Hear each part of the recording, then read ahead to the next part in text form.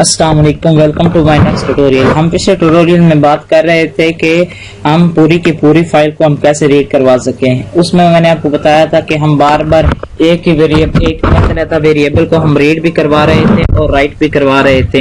ये कोई इतना बेनिफिशियल काम नहीं है हमारे लिए कि हम हर किसी के लिए एक अलग-अलग काम करें। इसके बाद हम नेक्स्ट क्योंकि हम ऊप में बात कर रहे हैं, ऊप में क्लासेस आ जाती हैं, तो क्लासेस के साथ साथ ऑब्जेक्ट का कंसेप्ट आ जाता है। इसलिए हम इसमें अब देखेंगे कि हम पूरे के पूरे ऑब्जेक्ट को हम कैसे रीड और राइट करवा सकते हैं। ठीक है, उससे पहले आपको मैं थोड़ा सा जस्ट इंट्रोडक्शन दे देता हूं कि इसमें बाइनरी फाइल और टेक्स्ट फाइल में क्या डिफरेंस है। ठीक है, सबसे पहले हम देखते हैं कि हमारे पास दो किस्म की फाइल्स थी। इसमें मैंने आपको बताया था कि एक टेक्स्ट फाइल है और एक बाइनरी फाइल।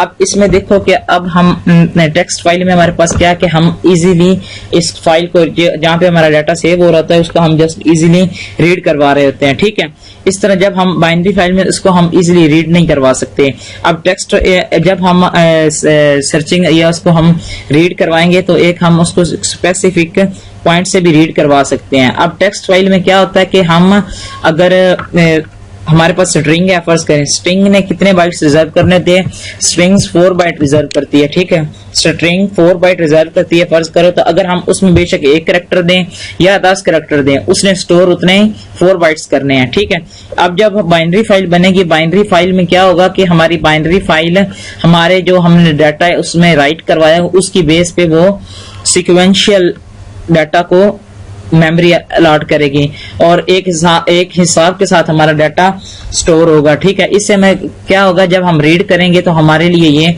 आसानी होगी। इसलिए हम जब भी ऑब्जेक्ट के जरिए जब हम क्लास के ऑब्जेक्ट के साथ काम करेंगे तो हम जस्ट सिंपली हमारी जो फाइल बनेगी हम उसको बाइनरी फाइल बनाएंगे ताकि हमारी मेमोरी जो है पीछे जो फाइल बन रही है वो कम से कम मेमोरी यूज करे। ठीक है, अब हम सबसे पहले इसका देखते हैं कि हम सबसे पहले हम छोटा सा एक बना लेते हैं कि अभी क्लास वगैरह एक बनाते हैं और उसके बाद हम ऑब्जेक्ट पे बात करेंगे। ठीक है, कि हम ऑब्जेक्ट का ये सिंटैक्स वगैरह क्या है और हम इसको कैसे रीड राइट करा सकते हैं। उससे पहले हम जस्ट सिंपल हम क्या करते हैं कि एक छोटी सी हम एक क्लास बनाते हैं जिसमें हम क्लास ले लेते हैं स्टूडेंट की। ठीक है, जस्ट स्टूडेंट की क्लास ली, उसमें आपने जाके सिर्फ क्या करना है कि हमारे पास फर्ज करें ये डाटा मेंबर है। ठीक है, आपने जस्ट सिंपल क्या करना है जाके इधर एक इंटीजर एज ले लेनी है, उसके बाद आपने एक कैरेक्टर सेक्शन ले लेना है और उसके बाद जैसा सिंपल आप कैरेक्टर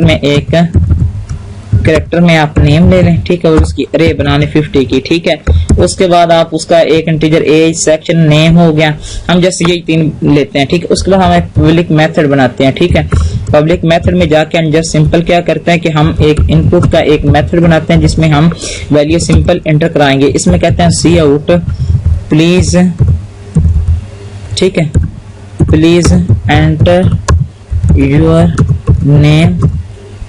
ठीक है, नेम ए एंड सेक्शन। ठीक है, अब ये क्या करेगा हमें नेम एज और सिंपल हम गेट्स का इस्तेमाल करते हैं और उसके बाद हम इसमें लिख देते हैं नेम और उसके बाद हम सी इन करवा लेते हैं एज और उसके बाद हम उसको दे देते हैं सेक्शन। अब इसमें जस्ट सिंपली क्या होगा हम इनपुट ले रहे हैं और उसके बाद हमने इसको क्या करना है कि हम डिस्प्ले करवाते हैं वाइड। ठीक है, एक हम शो का फंक्शन लाते हैं कि हमें वो वैल्यू सिर्फ डिस्प्ले कराएगा। उसमें हम सिंपली क्या करते हैं कि सी आउट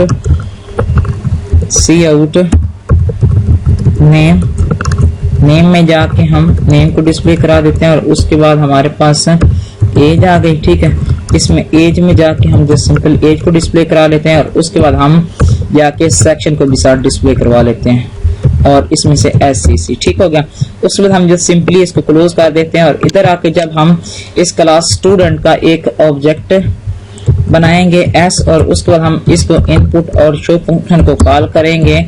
ठीक हो गया, तो वो हमें सिर्फ हमारी रन होगा। ठीक होगा, उसके बाद ये हमें सिंपल जस्ट हमसे वैल्यू मांगेगा और हम उसको वैल्यू देने के बाद हम वो वैल्यू देख सकेंगे। ठीक है, ये मैंने नेम दे दिया और एज उसको दे दी और उसके बाद उसको कोई ना कोई सेक्शन दे दी, ये हमें वैल्यू डिस्प्ले करा दी।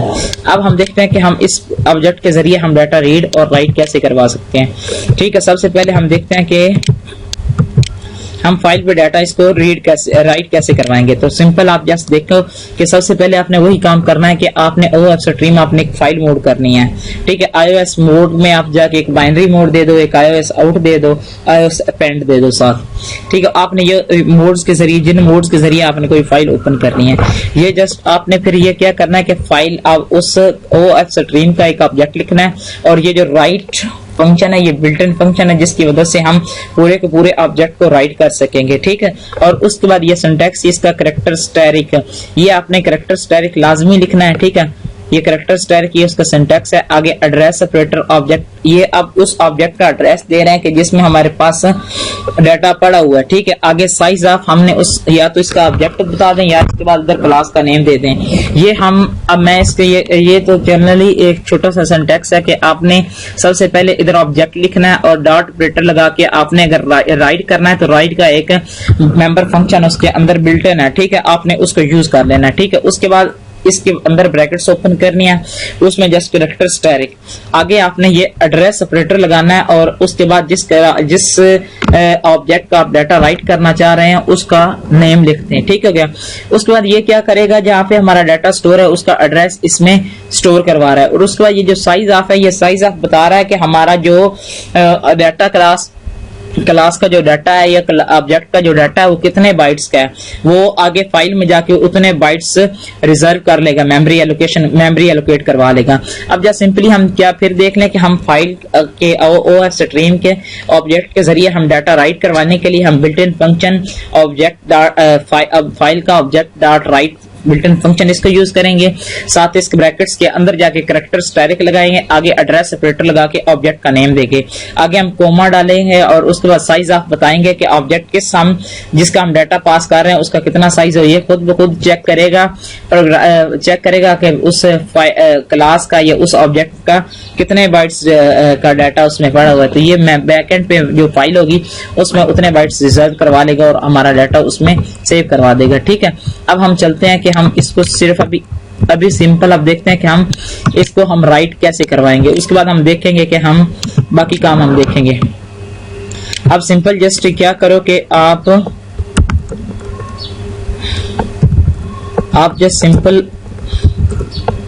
सिंपल क्या करो कि अभी एक फाइल ओपन करो OFStream, ठीक हो गया, उसका एक ऑब्जेक्ट बना लो। ठीक है, OFStream का एक ऑब्जेक्ट, इसको आप सिंपल कह दो आउट फाइल। ठीक है, उसके बाद हम एक फाइल ओपन करते हैं, इसमें जाकर कहते हैं record.txt। ठीक है, और उसके बाद आप इधर मोड दे दें iOS append दे दो और साथ इसको दे दो iOS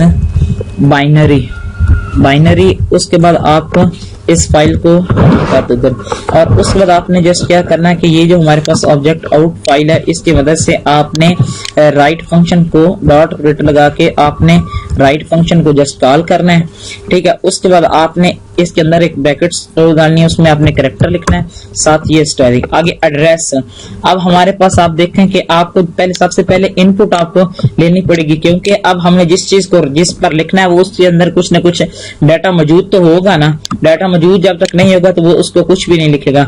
आप हमारे पास डाटा एस में पड़ा हुआ तो आपने इधर साइज एड्रेस उस ऑब्जेक्ट को पास कर दिया। आगे साइज ऑफ आपने क्या करना है कि उस क्लास का नेम कितना है या उस ऑब्जेक्ट का नेम देना है आपने।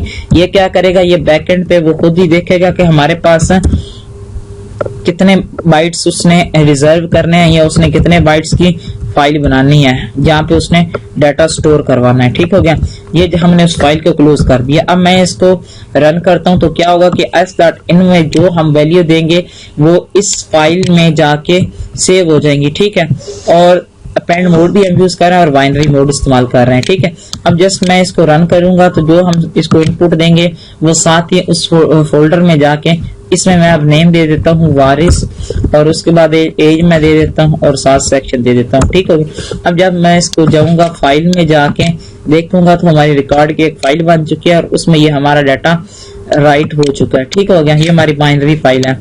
और जब हम इसको अब हम इसके लिए रीड के लिए करते हैं। रीड के लिए भी जस्ट सिंपल वही चीज है सारी कि आप सिर्फ उसमें क्या करेंगे, ये देखिए कंट्रोल सी किया और इसको कंट्रोल वी करके इधर मैंने पेस्ट कर लिया। अब मैं इसको कमेंट में कर देता हूँ, हम सिंपल अभी रीड करना चाह रहे हैं फाइल को। ठीक है, और अब इसमें जाके सिर्फ आपने क्या करना है, IF स्ट्रिंग का एक ऑब्जेक्ट बना लेना है। ठीक है, और उसके बाद आपने अपेंड मोड इसमें यूज नहीं करना, और उसके बाद आपने जस्ट सिंपल इधर आप यूज कर लो IOS इन। ठीक हो गया। अब आप ये क्या करेगा, राइट के बजाय हम अब रीड, अच्छा सॉरी, ये मैंने आपको इसके बारे में थोड़ा सा बता लूं पहले, फिर इसको हम यूज करते हैं। अच्छा, हमारे पास रीडिंग के लिए कि अगर हमने रीड करना तो उसके लिए क्या है कि हमारे पास एक बिल्ट इन फंक्शन है रीड का।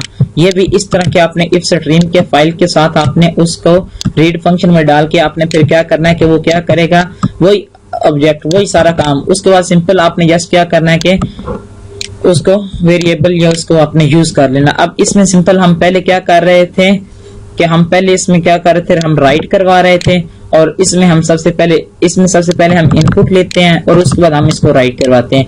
इसमें पहले आप रीड करवाओगे और उसके बाद आप डिस्प्ले कराओगे। ठीक है, अब हमारे पास इसमें क्या है कि हमारे पास बिल्ट इन फंक्शन है रीड का, आपने इसमें जाके सिंपल रीड लगा देना है। ठीक है, बाकी सारा काम वही रहने देना जो ऊपर लगा हुआ है। ठीक है, और उसके बाद आपने इसको क्लोज बेशक कर लें और उसके बाद आपने सिंपल एक शो फंक्शन को कॉल कर लेना है उस ऑब्जेक्ट के जरिए जिसमें आपका डाटा पड़ा हो। जब हम इसको रन करेंगे तो उम्मीद है हमें वही डाटा में डिस्प्ले करा देगा वारिस 20 और C। ठीक हो गया, ये हमारे पास क्या था कि हम फाइल को ऑब्जेक्ट के जरिए, अब हमारे पास आसानी होगी कि हम बार बार हम उसको C इन भी करवाएं पहले, फिर उसके बाद उसको हर एक के लिए अलग-अलग उसको रीड करें और फिर राइट और रीड करें। अब इससे क्या होगा कि हम just simply built in function को यूज करते हुए हम पूरे के पूरे ऑब्जेक्ट को राइट भी करवा रहे हैं साथ और उसको डिस्प्ले करवा रहे हैं। ठीक, अब हम इस तरह अब हमारे पास डाटा पहले भी पड़ा हुआ है और इसको हम